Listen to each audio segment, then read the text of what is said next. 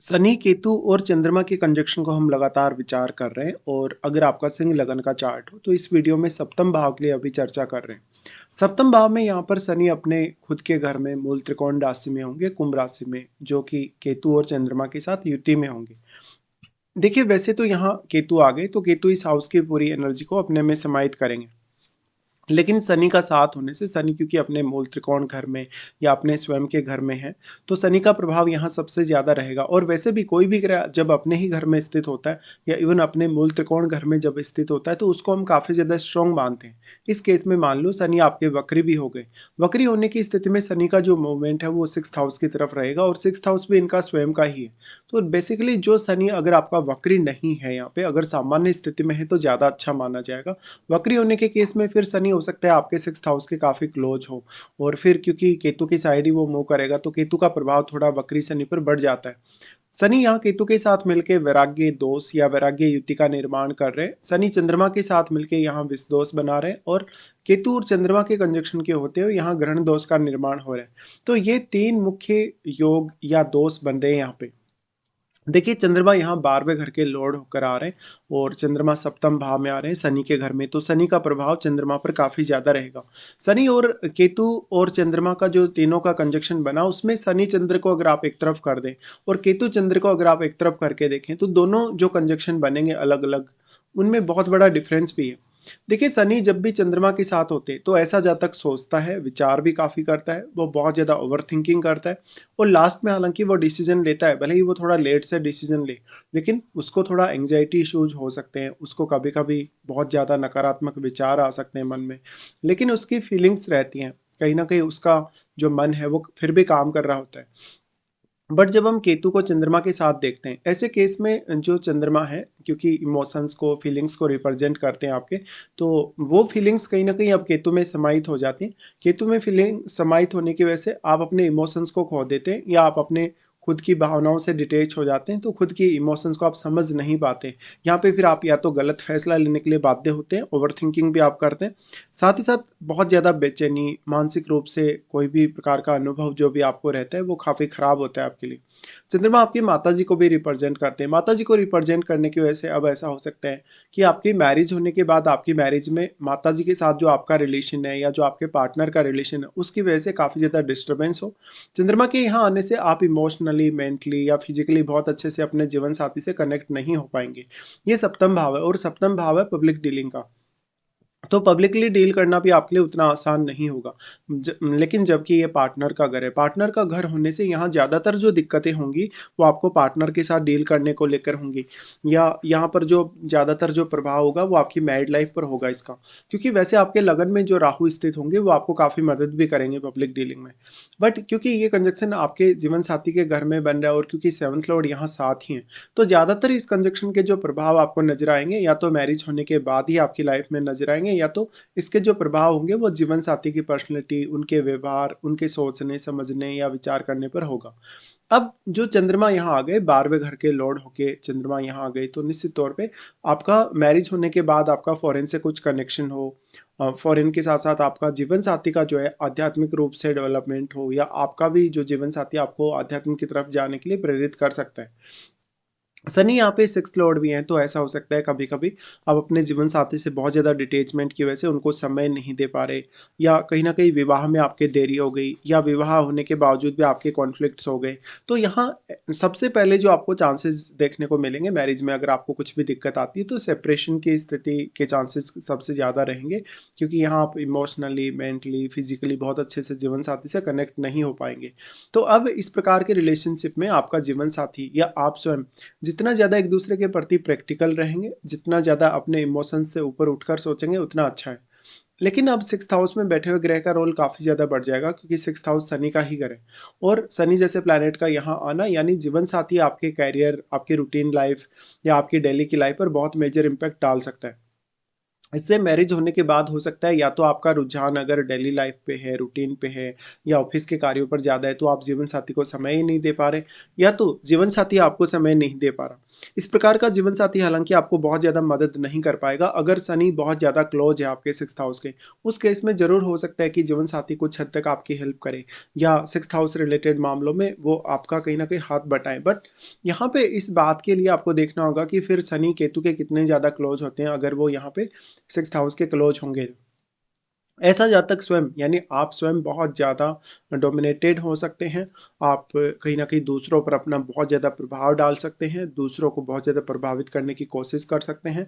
लेकिन आपकी स्वयं की जो काबिलियत है, स्वयं की जो क्षमता है, अब आपके लगन में बैठा प्लैनेट या आपका जो लग्नेश है वो बताएगा। तो लग्नेश मान लो अगर आपका काफ़ी स्ट्रॉन्ग है, तो फिर भी आप में कॉन्फिडेंस रहेगा और वैसे लगन में आपके राहु स्थित होंगे ही होंगे। तो आपको राहु पर भी फिर विचार करना रहेगा। बट चंद्रमा के केस में, चंद्रमा क्योंकि 12वें घर के लॉर्ड होकर यहाँ आ गए, तो जीवन साथी आने के बाद में आपका आध्यात्मिक रूप से कुछ रुझान बने, आपको मोक्ष की तरफ जाने के लिए कुछ रास्ता खुले या तो फिर जीवन साथी ऐसा कर सकते हैं आपकी लाइफ में आने के बाद। लेकिन यहाँ मैरिज के दृष्टिकोण से और आपके रिश्तों के दृष्टिकोण से उतनी अच्छी स्थिति नहीं है कहीं न कहीं। अब अगर हम देखेंगे यहाँ पे शनि के स्वामित्व के आधार पे या शनि की दृष्टियों के आधार पे, तो शनि क्योंकि छठे घर के स्वामी होकर यहाँ आ गए, तो मैरिज होने के बाद या इवन मैरिज से पहले जब भी आप कोई भी बिजनेस करने का विचार कर रहे हैं, बिजनेस में अगर आप अपना पैसा इन्वेस्ट कर रहे हैं, लोन वगैरह ले रहे हैं या बिजनेस के लिए किसी भी प्रकार की कोई बड़ी रिस्क ले रहे हैं, तो ये आपके लिए काफ़ी ज़्यादा चुनौतीपूर्ण हो सकता है। अब आपके क्योंकि चंद्रमा काफ़ी डिस्टर्ब हो चुके हैं, तो आपको रिस्क लेना आसान नहीं होगा। आपको कोई भी पर्टिकुलर अगर फैसला भी लेना हो, तो उसके लिए काफ़ी ज़्यादा सोच विचार करना पड़ सकता है।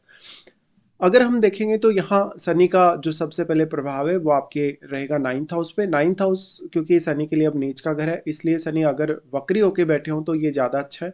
लेकिन वक्री होने के केस में फिर आपको ये ज़रूर देखना होगा कि केतु के शनि कितने ज़्यादा क्लोज हुए। अगर केतु ज़्यादा क्लोज होगा शनि के, उस केस में मैरिज के और आपकी लाइफ के डिस्टर्ब होने के चांसेस काफ़ी ज़्यादा हैं। जो भी आप अपने कार्यों में एफर्ट डाल रहे हैं, किसी भी तरीके का आप कोई भी एफर्ट कर रहे हैं, चाहे तो बिज़नेस करने को लेकर कर रहे हैं, चाहे तो अपने जॉब में कर रहे हैं, उसका पूरा-पूरा फल आपको नहीं मिलेगा और एक समय बाद आप डिटैच होंगे। जब आपका लगभग केतु एक्टिवेट होगा, आपकी 45 की एज या इवन आपकी 48 की एज के आसपास, उस समय आप ये रियलाइज़ करेंगे कि वास्तव में आपको जो जाना था, केतु के पाथ को ही फ़ॉलो करना था, बट आपने शनि को फ़ॉलो किया। आप बहुत ज़्यादा कर्मठ बने, बहुत मेहनती बने, लेकिन वो सब आपको एक समय बाद ये रियलाइज़ होगा कि आपने जो कुछ भी किया, कहीं न कहीं आप भ्रम में थे या आपको लाइफ की जो रियलिटी है, जो वास्तविकता उसका पता नहीं था।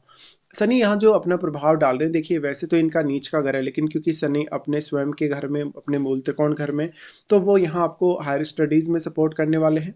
आपको विदेश यात्रा करनी है, दूसरे किसी स्टेट की यात्रा करनी है या कोई आध्यात्मिक ट्रैवल आपको करना है, तो शनि का बेहद अच्छा सपोर्ट रहेगा। शनि अगर वक्री होके ये दृष्टि डाल रहे हैं, तो आपको अध्यात्म में और भी ज़्यादा सीरियस बनाने वाले हैं। साथ ही ऐसा जो जातक होगा अपनी धर्म, अपनी संस्कृति, अपनी विचारधारा के प्रति बहुत ज़्यादा अडिग रहेगा। अब नवम भाव में बैठे हुए ग्रह का रोल यहाँ काफ़ी ज़्यादा होगा, क्योंकि नवम भाव में बैठा हुआ ग्रह शनि से प्रभावित होने के कारण उस ग्रह के प्रति आप काफ़ी डेडिकेटेड रहेंगे। उस ग्रह के जो भी भाव आपके चार्ट में, उन भावों के प्रति भी आप काफ़ी ज़्यादा डेडिकेटेड रहेंगे। इसके साथ ही फिर शनि और इनका जो प्रभाव आ जाता है वो लगन पर आ जाता है, बट क्योंकि लगन में राहु स्थित है और एक तरफ जहाँ केतु इनके साथ है, तो केतु यहाँ शनि और चंद्रमा दोनों की ही एनर्जी को अपने में समाहित कर रहे हैं। लेकिन हम यहाँ शनि को ज़्यादा स्ट्रॉन्ग मानेंगे अगर आपका शनि वक्री नहीं है तो उस केस में शनि अपना ज़्यादा प्रभाव दिखा सकते हैं। बट हम जो बात कर रहे हैं यहाँ लगन के साथ, क्योंकि इनकी एनर्जी एक्सचेंज हो रही है सभी प्लैनेट्स की, तो यहाँ राहु बैठे होंगे आपके लगन में। राहु का प्रभाव आपके सप्तम भाव पे रहेगा, बट राहु और केतु के बीच में 180 डिग्री का एंगल रहेगा। इस एंगल के होते उतना अधिक प्रभाव आपको नहीं देखने को मिलेगा, बट राहु के साथ बैठे हुए ग्रह का प्रभाव सप्तम भाव पे ज़्यादा पड़ेगा, क्योंकि राहु के साथ बैठा ग्रह काफ़ी मल्टीप्लाई हुआ है। राहु ने आपके लगन को भी काफ़ी मल्टीप्लाई किया, लगन की क्वालिटीज़ को काफ़ी मल्टीप्लाई किया है। तो निश्चित तौर पे राहु के साथ बैठा ग्रह इतना ज़्यादा सक्षम होगा कि वो शनि को भी प्रभावित कर पाए, केतु को भी और चंद्रमा को भी। चंद्रमा तो बहुत ज़्यादा सॉफ्ट प्लैनेट है, तो चंद्रमा निश्चित रूप से राहु से या राहु के साथ बैठे हुए ग्रह से प्रभावित होंगे ही। अब जो चंद्रमा है, क्योंकि 12वें घर के लॉर्ड हैं, तो 12वें घर के लॉर्ड होने की वजह से मैरिज के बाद कहीं न कहीं सैटिस्फैक्शन की कमी या जो पार्टनर आप चुन रहे हैं, जिसका आप चुनाव कर रहे हैं, कहीं न कहीं वो आपके लिए उतना ज़्यादा फ़ेवरेबल नहीं है, वैल्यूएबल नहीं है। आप उससे इमोशनली, फिज़िकली या मेंटली बहुत अच्छे से कनेक्ट नहीं हो पा रहे। आपका जीवन साथी कहीं न कहीं बहुत ज़्यादा उदासीन है रिश्ते के प्रति, उसका कोई इंटरेस्ट नहीं है आपके साथ संबंधों को लेके, ऐसा हो सकता है। इसके साथ-साथ जीवन साथी आने के बाद आपके बहुत सारे खर्चे, आपके बहुत सारी ऐसी स्थितियाँ बन सकती है जहाँ पर आप अपने पैसे को मैनेज नहीं कर पा रहे, अपने करियर को आप अच्छे से मैनेज नहीं कर पा रहे। साथ में यहाँ पर फिर अगर देखा जाएगा शनि का प्रभाव होगा 4th हाउस पे। देखिए 4th हाउस पे शनि का प्रभाव का होना, अगर वक्री होके शनि या दृष्टि डालेंगे तो उस केस में क्योंकि केतु का प्रभाव ज़्यादा बढ़ा रहेगा, तो आपकी मदर जो होंगी उनके साथ भी ऐसा हो सकता है कि वो कहीं न कहीं बहुत ज़्यादा स्पिरिचुअल हो जाएँ आपकी मैरिज होने के बाद। वो बहुत ज़्यादा स्ट्रिक्ट हो जाएँ आपकी फैमिली को लेके। वो कहीं न कहीं बहुत ज़्यादा पूजा-पाठ करने लगें, ध्यान साधना की तरफ जाने लगें, ऐसा कुछ। बट शनि वक्री नहीं है मान लो आपके, सामान्य स्थिति में, तब ये दृष्टि डालेंगे तो आपको भौतिक सुख-सुविधाओं के मामले में थोड़ा आगे बढ़ाने की कोशिश अवश्य करेंगे, लेकिन यहाँ केतु है तो एक समय बाद आपको डिटैच होना ही होना है। फिर यहाँ सबसे बड़ा रोल होगा 4th हाउस में बैठे हुए प्लैनेट का और मंगल का भी, क्योंकि मंगल यहाँ पे 4th लॉर्ड है। तो इस हिसाब से आपको विचार करना रहेगा। बेसिकली ऐसा जो कंजंक्शन है उसमें ये है कि आप एक समय बाद कहीं न कहीं डिटैच होने ही वाले हैं। इस प्रकार का कंजंक्शन होने से जातक कहीं न कहीं अपने आप को लेके कभी-कभी बहुत ज़्यादा अकेला महसूस करेगा, कभी वो बहुत ज़्यादा डिप्रेशन में आएगा, एंग्ज़ायटी इश्यूज़ उसको होंगे। कहीं न कहीं जो कार्मिक ऋण है आपका जुड़ा हुआ, जो एक ऐसी स्थिति है, कहीं न कहीं प्रारब्ध जो आपका जुड़ा है जीवन साथी से, वो आपके सामने आएगा इस कंजंक्शन के होते हुए। बट ऐसा कंजक्शन आपके जो देखा जाए अगर बिज़नेस के हिसाब से, तो पार्टनरशिप के लिए उतना अच्छा नहीं है और आपको अब चंद्रमा को यहाँ काफ़ी ज़्यादा स्ट्रॉन्ग करना होगा। अगर आपका चंद्रमा स्ट्रॉन्ग होगा तो कुछ हद तक आपको फ़ायदा मिल सकता है। लेकिन यहाँ डिस्पोज़िटर स्वयं शनि ही है, तो शनि पर बहुत कुछ डिपेंड है। निश्चित रूप से यहाँ पर आपको कोई अन्य प्लैनेट अगर मदद करे तो उसकी एनर्जी भी ये सारे प्लैनेट्स कहीं न कहीं कम कर सकते हैं, या यहाँ पे केतु है तो केतु अन्य ग्रहों का जो प्रभाव है वो अपने में समाहित कर सकते हैं। इसलिए अन्य ग्रहों से आपको कोई बहुत ज़्यादा मदद की उम्मीद यहाँ नहीं करनी चाहिए। बट आपको यहाँ बहुत ज़्यादा फ़ोकस्ड होना होगा, आपको काफ़ी ज़्यादा रियलिस्टिक भी होना होगा। साथ ही यहाँ इस प्रकार का कंजंक्शन बने तो आपका या तो फिर आपके जीवन साथी का जो अकल्ट है उसमें इंटरेस्ट हो, तंत्र मंत्र में, ज्योतिष वगैरह में काफ़ी ज़्यादा रुचि हो, या आपको कोई भी रिसर्च वगैरह करने का कार्य हो, साधना, सिद्धि वगैरह, या कोई भी मनोविज्ञान से रिलेटेड, या जो भी इस प्रकार की साइंसेज़ हैं जो बहुत ज़्यादा गोपनीयता है, जहाँ पे बहुत ज़्यादा प्राइवेसी है, उनमें आपका रुझान हो सकता है। यहाँ पे फिर सबसे ज़्यादा इम्पोर्टेंट हो जाता है आपका जीवन साथी और आपका जो मदर है उनके साथ कैसा आपका रिलेशन है और उनका दोनों का किस प्रकार का रिलेशन है। तो आपको इन दोनों रिलेशन पे थोड़ा ज़्यादा ध्यान देने की आवश्यकता है इस कंजंक्शन के होते हुए। यहाँ पे अब करियर के लिए जातक काफ़ी ज़्यादा प्रयास करेगा, बट उसको कभी-कभी ऐसा होता है कि रिक्वायर्ड सफलता नहीं मिलती जातक को कहीं न कहीं, और जातक इमोशनली, मेंटली थोड़ा डिस्टर्ब सा रहेगा। अब सिर्फ़ अगर आपका सूर्य बहुत मजबूत हो या तो फिर राहु के साथ कोई ऐसा प्लैनेट बैठा हो जो आपको यहाँ ज़्यादा से ज़्यादा आगे बढ़ा सके, आपको लाइफ़ में ज़्यादा से ज़्यादा स्टेबिलिटी दे सके, तभी आपके लिए कुछ अच्छा होगा। इसके साथ-साथ आपको देखना होगा कि 6th हाउस में बैठा कोई भी प्लैनेट है या नहीं, या आपके 12th हाउस में बैठा कोई भी प्लैनेट है या नहीं, क्योंकि इन भावों के जो स्वामी हैं वो यहाँ सप्तम में आ गए। इसलिए इन भाव में बैठे हुए ग्रहों का रोल आपके लिए बहुत ज़्यादा बढ़ने वाला है। इस हिसाब से देखा जाए तो ये तीनों का जो कंजंक्शन बना सप्तम भाव में, वो काफ़ी सारी चुनौतियाँ, काफ़ी सारे चैलेंजेज़ आपके लिए लाएगा रिश्तों को लेके। लेकिन एक स्टेबल स्थिति आपकी लाइफ़ में बनी रहेगी, और जीवन साथी से कुछ बहुत ज़्यादा एक्सपेक्ट ना करें। जीवन साथी जितना आपका सपोर्ट कर सके उतना अच्छा। बट आपको अपने रिलेशन को लेकर काफ़ी सोचना पड़ेगा, विचार करना पड़ेगा और रिलेशन को लेकर बहुत ही ज़्यादा प्रैक्टिकल होना पड़ेगा। तभी जाकर आप कुछ अच्छे प्रभाव या अच्छे परिणाम इस कंजंक्शन से देख पाएँगे। अदरवाइज़ ये कंजंक्शन वैसा कंजंक्शन है जहाँ पर आप सिर्फ़ और सिर्फ़ अपना जो कार्मिक ऋण है या जो अपना प्रारब्ध है उसको ही पूरा करने के लिए आ रहे हैं, या तो फिर आपके जीवन में कोई भी आपका जीवन साथी आ रहा है, वो भी अपना कुछ पास्ट का ऐसा कर्म या ऐसा कोई भी कर्ज जिसको वो पूरा करने के लिए आ रहा है।